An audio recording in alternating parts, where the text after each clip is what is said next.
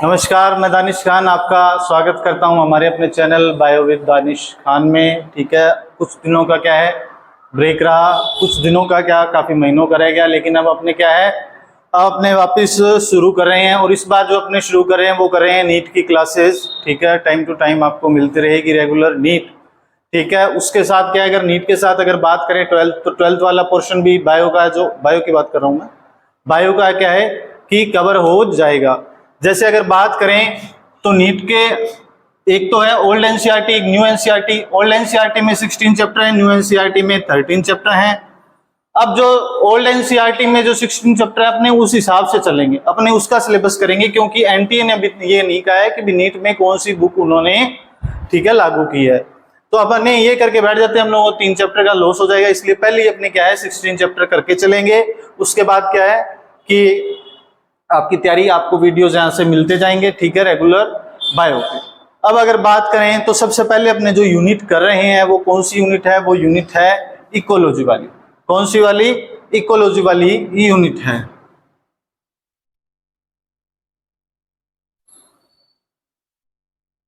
Ecology के अंदर अगर बात करें जो चैप्टर आते हैं वो आते हैं chapter number 13, chapter number 14, chapter number 15, chapter number 16 number chapter आता है, मतलब कि 4 चैप्टर इसके अंडर में आते हैं। जो चैप्टर नंबर 13 है उसका नाम है ऑर्गेनिज्म एंड पॉपुलेशन। ये वाला जो ऑर्गेनिज्म एंड पॉपुलेशन वाला चैप्टर है, ठीक है, अपने साथ साथ करते रहेंगे, लगातार चलते रहेंगे। इसमें क्या है, अगर बात करें सबसे पहले कि जी इकोलॉजी क्या होती है, तो इकोलॉजी होती है study of interaction, study of interaction of organism. Meaning ये है किसके बीच में, खुद के बीच में, यानी कि अमंग देम सेल्स, और किसके बीच में, फिजिकल इन्वायरमेंट या फिजिकल जो भी फैक्टर हैं उसके बीच में। जैसे बात करें सोइल, पीएच, एयर, वाटर, ये सब।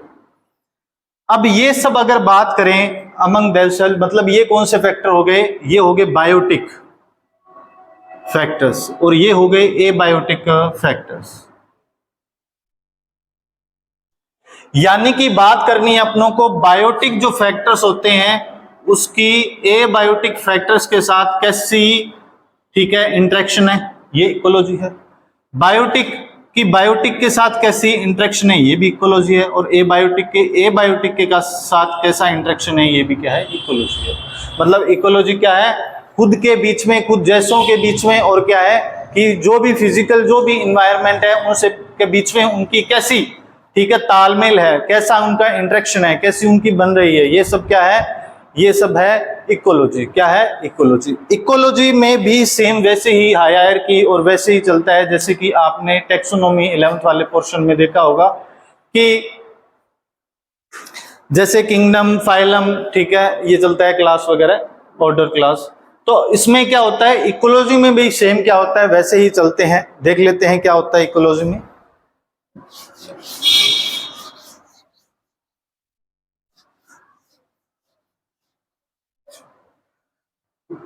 जो इकोलॉजी है उसमें सबसे पहले आता है ऑर्गेनिज्म। कौन आता है? ऑर्गेनिज्म। फिर आता है पॉपुलेशन,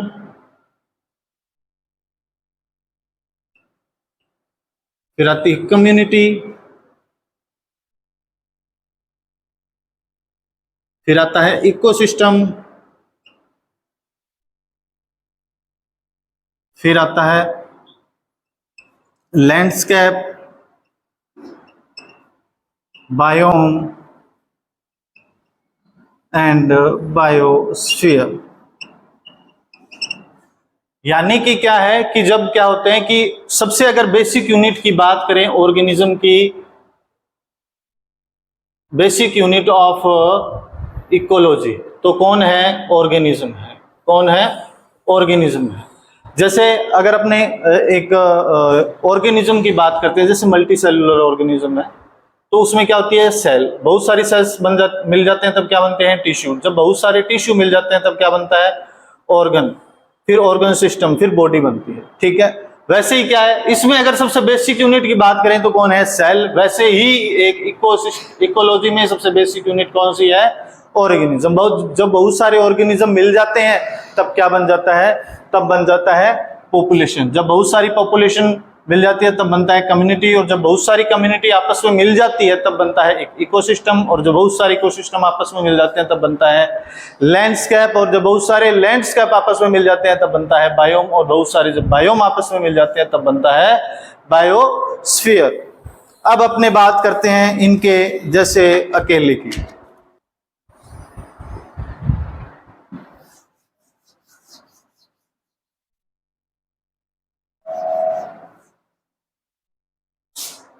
अगर बात करें अपने ऑर्गेनिज्म की,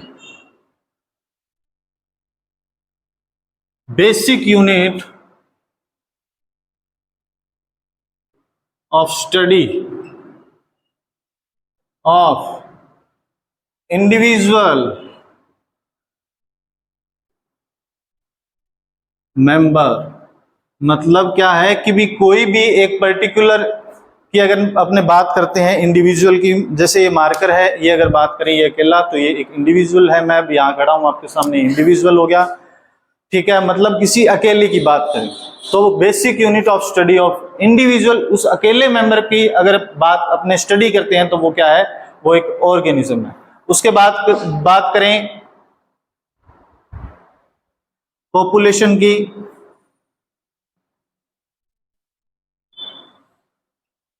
ग्रुपिंग ऑफ इंडिविजुअल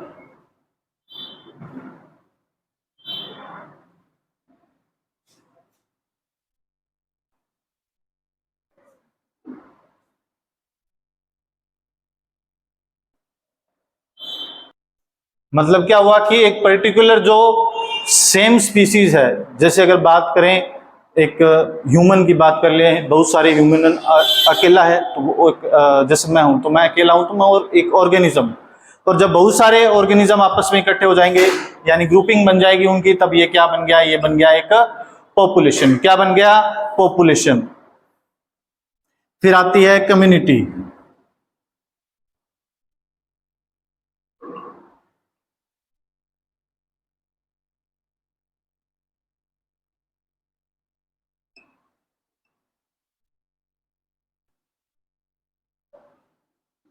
ये क्या है, ये है इंटरेक्शन ऑफ बायोटिक कंपोनेंट। मतलब जितने भी मतलब लगभग जो बायोटिक कंपोनेंट हैं उनकी एक अलग अलग खुद क्या है, एक पॉपुलेशन अलग अलग हो गई, तो ये क्या बन गया, ये क्या बन गया, ये बन गई कम्युनिटी, ठीक है। जैसे अगर बात करें एक डॉग है, उसकी एक अलग कम्युनिटी है, पॉपुलेशन बन गया, उसकी एक कम्युनिटी। बिल्लियां हैं उसकी अलग है, शेर है उसकी अलग है, मतलब सबकी क्या है, एक अलग अलग कम्युनिटी बन गई। इसके बाद अब जैसे अपनों ने सबसे पहले क्या देखा, ऑर्गेनिज्म, उसके बाद देखा पॉपुलेशन, फिर देखा कम्युनिटी, इसके बाद कौन आ रहा था, इसके बाद आ रहा था इकोसिस्टम। कौन आ रहा था, इकोसिस्टम।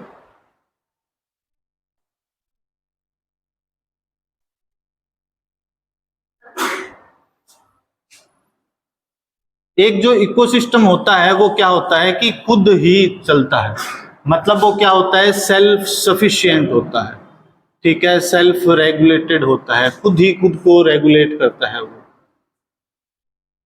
किसी के चलाए नहीं चलता, ठीक है। जैसे इसमें क्या होते हैं, इकोसिस्टम में बायोटिक फैक्टर्स भी आपको मिलेंगे, एबायोटिक फैक्टर्स भी आपको मिलेंगे, ठीक है, या बायोटिक कंपोनेंट, एबायोटिक कंपोनेंट भी मिलेंगे। बायोटिक की बात करें जैसे क्या हो गया, एनिमल्स भी आपको मिलेंगे, आपको प्लांट्स भी मिलेंगे, आपको माइक्रोब्स भी मिलेंगे। एबायोटिक जैसे पीएच, सॉल्ट, वाटर, ठीक है, सॉइल, ये सब क्या हो गया, ये सब हो गए एबायोटिक कंपोनेंट हो गए। अगर अपने बात करें इकोसिस्टम की, तो जो इकोसिस्टम होता है वो 2 टाइप्स का होता है। कितने टाइप्स का होता है, 2 टाइप्स का इकोसिस्टम। या तो वो होगा नेचुरल, कैसा होगा? नेचुरल। या वो कैसा होगा? आर्टिफिशियल होगा। कैसा होगा? आर्टिफिशियल। नेचुरल का मीनिंग जो किसने दिया है? नेचर ने दिया है। और आर्टिफिशियल का मीनिंग जो किसने बनाया है? हम लोगों ने, मतलब ह्यूमन ने बनाया है। नेचुरल इकोसिस्टम की बात करें तो जैसे एक पॉन्ड है, एक फॉरेस्ट है, ये सब क्या है? ये एक नेचुरल इकोसिस्टम है। अगर बात करें आर्टिफिशियल की, आप क्रॉप की बात कर लो, आप बात कर लो किसकी? एक्वेरियम की। ठीक है, क्रॉप की। अगर एक्वेरियम मछली वाला जो होता है, ठीक है, शीशा लगा होता। अगर बात करें क्रॉप की, तो क्रॉप क्या होता है कि एक पर्टिकुलर एरिया है, उसमें उसी चीज की खेती हो रही है। ये जैसे चावल है, उसके कई बीघों में उसी चीज की खेती हो रही है, तो ये क्या है? ये एक क्रॉप है। अगर मैं बात करूं, एक पौधा मैंने यहाँ गेहूं का, एक पौधा मक्के का, एक पौधा जौ का, चना का, ऐसे लगा के बैठा हूं और मैंने कहा जी मैं खेती कर रहा हूं, ठीक है, तो ये खेती नहीं है, पौधे, ठीक है, पौधे लगाए हुए। क्यों? क्योंकि क्रॉप का मीनिंग, खेती का मीनिंग एक पर्टिकुलर एरिया में वही वो चीज लगी हुई सिंगल, ठीक है। तो वो किसने लगाई? वो हमने लगाई, यानी वो क्या हो गया? आर्टिफिशियल। एक इकोसिस्टम है, वो भी एक नेचुरल की बात करें तो ये पॉन्ड, फॉरेस्ट, मतलब जो क्या है अपनी जिंदगी वहां जी सकता है, ठीक है, कोई भी ऑर्गेनिज्म, उसको सब चीजें वहां मिल रही है, ये क्या हो जाता है? एक इकोसिस्टम हो जाता है।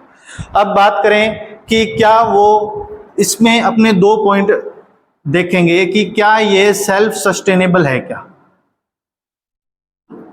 एक नंबर। दूसरा ये कि क्या ह्यूमन असिस्टेंस की जरूरत है या नहीं, दोनों में, ठीक है। अगर नेचुरल इकोसिस्टम की बात करेंगे तो जो नेचुरल इकोसिस्टम है उसमें क्या होता है? सेल्फ सस्टेनेबल होता है नेचुरल इकोसिस्टम। एक फॉरेस्ट है, उसमें अपने जाके पौधे लगा के आते हैं, ऑटोमेटिक आ जाते हैं, ऑटोमेटिक, ठीक है, सब कुछ ऑटोमेटिक चलता रहता है, मतलब वो क्या है? वो एक नेचुरल इकोसिस्टम है, सॉरी क्या है? सेल्फ सस्टेनेबल है, खुद ही हो रहा है। और बात करें क्या उसमें ह्यूमन असिस्टेंस की जरूरत है? अपने नहीं जाके कुछ उसमें कर रहे हैं, मतलब अपनी जरूरत नहीं है, यानी ह्यूमन असिस्टेंस नहीं। एक जो आर्टिफिशियल है, आर्टिफिशियल क्या होता है कि जैसे क्रॉप, एक्वेरियम, इकोसिस्टम, इसमें क्या होती है? ह्यूमन असिस्टेंस की जरूरत होती है। अपने नहीं जाए, अपने खेती कर दी, अपने नहीं संभाले उसको, तो वो खराब हो जाएगी, मतलब उसमें ह्यूमन असिस्टेंस की जरूरत है। सेल्फ सस्टेनेबल नहीं है, वो खुद देखभाल नहीं कर सकता, ठीक है। कौन? आर्टिफिशियल। मतलब क्या है? दो अपने पॉइंट देखे। नेचुरल इकोसिस्टम में क्या होता है कि सेल्फ सस्टेनेबल होता है, ह्यूमन असिस्टेंस की जरूरत नहीं होती। लेकिन आर्टिफिशियल इकोसिस्टम में क्रॉप, जो एक्वेरियम है, उसमें क्या होते हैं? ह्यूमन असिस्टेंस की जरूरत होती है, वो क्या होता है? सेल्फ सस्टेनेबल नहीं होता। अब अगर बात करें, इसमें दो पॉइंट और देख लेते हैं। एक तो पॉइंट है डाइवर्सिटी, एक पॉइंट आता है प्रोडक्टिविटी। जो डाइवर्सिटी है वो इन दोनों में किस में ज्यादा है? तो नेचुरल जो फॉरेस्ट है, फॉरेस्ट में बहुत सारे, ठीक है, अलग अलग प्लांट्स वगैरह हैं, उनकी बहुत सारी वैरायटी है, मतलब ये क्या है? डाइवर्स, ठीक है, विभिन्न अलग अलग है, मतलब इसमें क्या है? डाइवर्सिटी इसमें ज्यादा है। इसमें क्या है? क्रॉप तो मतलब एक ही प्रकार की अपनों ने कर रखी है, वो है क्रॉप, ठीक है, खेती कर रखी है, तो मतलब डाइवर्सिटी किस में ज्यादा होगी? डाइवर्सिटी इसमें ज्यादा होगी, इसमें, फॉरेस्ट में, यानी कि नेचुरल इकोसिस्टम में। अगर बात करें आर्टिफिशियल इकोसिस्टम की, तो इसमें प्रोडक्टिविटी ज्यादा होगी या डाइवर्सिटी? तो प्रोडक्टिविटी होती है, वो क्या होती है? यहाँ कम होती है, या कोई देखभाल करने वाला है ही नहीं। बट जो ह्यूमन वाला होता है, ब्लैक को मत छोड़ो, ब्लैक से।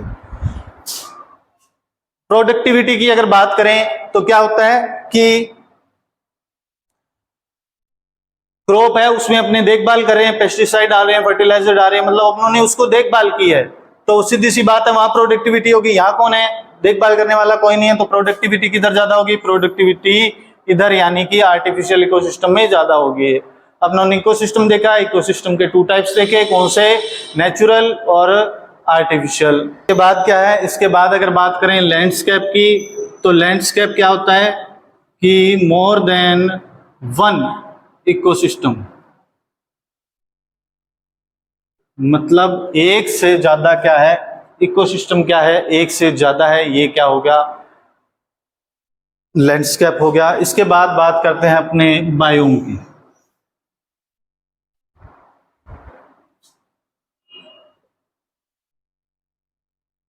बायोम जो होता है वो होता है कि लार्ज, उसके पास रीजनल एरिया है, एक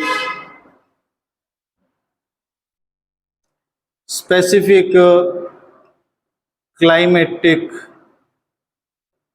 कंडीशन है, स्पेसिफिक फ्लोरा एंड फौना। यानी कि क्या है, एक बायोम वो होता है जिसमें क्या होता है, एक लार्ज रीजनल एरिया होता है, उसका एक स्पेसिफिक क्लाइमेट होता है, प्लस में क्या होती है, वहाँ एक स्पेसिफिक फ्लोरा एंड फौना ही रह सकती है। बात करें जैसे एग्जांपल अपने लेते हैं, एग्जांपल किसका लेते हैं, अपने एग्जांपल लेते हैं ट्रॉपिकल रेन फॉरेस्ट का। ठीक है, ट्रॉपिकल रेन फॉरेस्ट की अगर बात करें तो एक ऐसा एरिया, लार्ज रीजनल एरिया है, स्पेसिफिक क्लाइमेटिक कंडीशन है, बारिश बहुत ज्यादा होती है वहां। अब अगर वहां वो स्पेसिफिक फ्लोरा एंड फौना ही वहां रह सकती है, मैं लाके वहां पोलर बियर को रख दूं, क्या जीवित रह पाएगा वो, लिविंग रह पाएगा क्या वो, ठीक है, जिंदा रह पाएगा? तो नहीं रह पाएगा। क्यों नहीं रह पाएगा? क्योंकि उसके लिए वो क्लाइमेट ही सेट नहीं कर रहा, वहां स्पेसिफिक फ्लोरा एंड फौना ही रह सकती है, उस टाइप का वो फौना है ही नहीं, वो क्या रहेगा वहां। ठीक है, उसके बाद क्या है, आपने देखते हैं बायोस्फीयर। बायो उनके बाद आया था कौन, बायोस्फीयर। तो बायोस्फीयर क्या था कि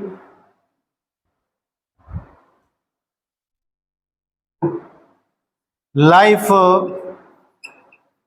सपोर्टिंग जोन ऑन अर्थ। एक गोले को बोलते हैं स्फीयर, यानी गोला, बायो यानी जीव। तो यानी जहां क्या है, जीवन को सपोर्ट मिले, एक ऐसा एरिया, ठीक है, अर्थ पे, तो ये क्या है, वो एक बायोस्फीयर हो गया, जो कि खुद अर्थ एक क्या है। अब अगर बात करें कि बायोस्फीयर क्या है, life supporting zone on earth है। इसके बाद अपनों ने सबसे पहले क्या देखा था, सबसे पहले अपनों ने ऑर्गेनिज्म, फिर देखा पॉपुलेशन, फिर देखा कम्युनिटी, फिर देखा इकोसिस्टम, फिर लैंडस्केप, फिर देखा बायोम, फिर देखा बायोस्फीयर। अपनों ने सब चीजों को पढ़ लिया। ठीक है, मतलब फर्स्ट लेक्चर अपना कंप्लीट होता है यहाँ। इसके बाद क्या है कि अपने आगे देखेंगे बायोम के टाइप क्या होते हैं। इससे पहले आप ये करना कि भी एनसीईआरटी जो है उसको आप ओपन करोगे तो चैप्टर नंबर 11 में जो डायग्राम नंबर 11.1 है, यानी न्यू एनसीईआरटी की बात कर रहा हूँ, वो या ओल्ड एनसीईआरटी में डायग्राम नंबर 13.1 उसको ओपन करोगे तो उसमें एक अलग दे रखा है, वो बायोम का डायग्राम है, उसको आप देखोगे। ठीक है, जैसे डेजर्ट में सबसे, ग्राफ को समझ लोगे आप भी, डेजर्ट में सबसे ऊपर दे रखा है, ठीक है, सबसे ज्यादा बारिश, सॉरी सबसे कम बारिश होती है वहाँ, तो वो एक बायोम के बारे में है। अपने नेक्स्ट चैप्टर में, नेक्स्ट लेक्चर में हमने देख लेंगे भी कैसे बायोम के जो टाइप हैं कैसे वो चल रहा है। ठीक है, और उसके आगे भी अपने इकोसिस्टम के बारे में देखेंगे। आज अपने इतना ही करेंगे। ठीक है, ओके, थैंक यू।